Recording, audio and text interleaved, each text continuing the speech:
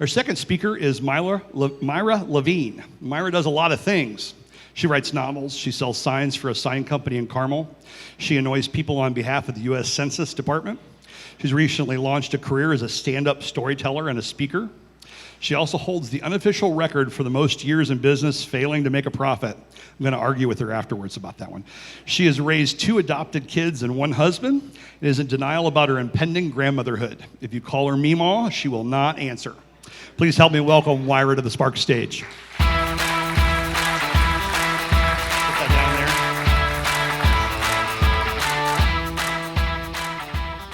I'm trying to get all this done before this timer starts. And we're not videotaping yet. Hold on. I'm going to get out of here. Okay.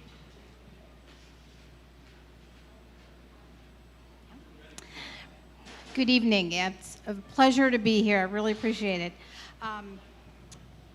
This is the title of my talk tonight. This was not the original title of my talk, frankly. This was my original title. And this is not exactly about education, but it is about a lesson I learned in business about the fact that negotiating from a position of weakness is not always going to be about winning. So, let's talk about negotiating for a second. We negotiate every day with our vendors and our bosses and our coworkers, our kids, the occasional police officer if we're lucky, and this is what we want. This is what I want. The point is to win, right? To get 100% of what we want and give nothing away. And it can happen. If you're at McDonald's and you have your receipt and it says you paid for your fries and they didn't put fries in your bag, you get to win, right? You go up and you fall like a thunderbolt and they have to give you your fries. And if you're real lucky, you might get a Big Mac coupon for free, which is awesome. That is not how it always happens, though, of course. Negotiating when you have all the power is kind of easy, but it's not what happened to me the day that I'm talking about. Here's what happened to me. I had a client who wanted me to produce videos with subliminal audio messaging. I'm totally serious. He was an awesome client. He had way more money than sense, and I loved that man. Anyway, he even offered to buy the special equipment it was going to take to do this. So, unfortunately, when the stuff arrived at my office, I was not there. My young staff saw the big crack in the wooden crate. They saw the big gash in the machine, but the driver of the truck persuaded them that you have to sign right here. Sign your name right here, and they did it. So when I showed up, and I called my salesperson and said, this was damaged in shipping, he had a piece of paper in his hand that said, no, it was perfectly fine. There is a business term for this if you're not real familiar with it. That's what they call it.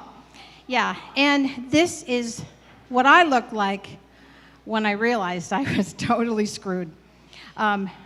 We started negotiating. I demanded a new piece of equipment to be shipped to my office at his expense, and he offered me a chance to get stuffed, basically, although he said it nicer than that. And I countered by demanding a new piece of equipment to be shipped to my office at no expense to me. And he countered with a few bucks off on the shipping that I had already paid. And I countered with the demand for new equipment to be shipped to my office at his expense. And we were getting absolutely nowhere. And then he said something to me that, this was 30 years ago, and I have never forgotten what he said to me. If you are impossible to please, people will stop trying to please you. And that stopped me. And it made me realize you're demanding the 100% win, you're about to get nothing. Fortunately for me, he offered me what they call the golden bridge.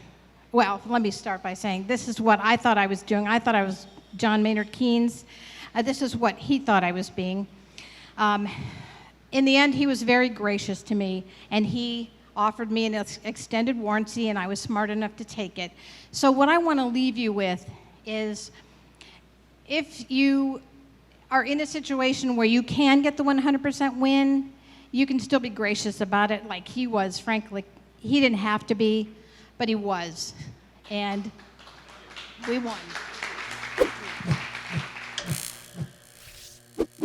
Don't delay. Get your ticket for the next Sparks event today.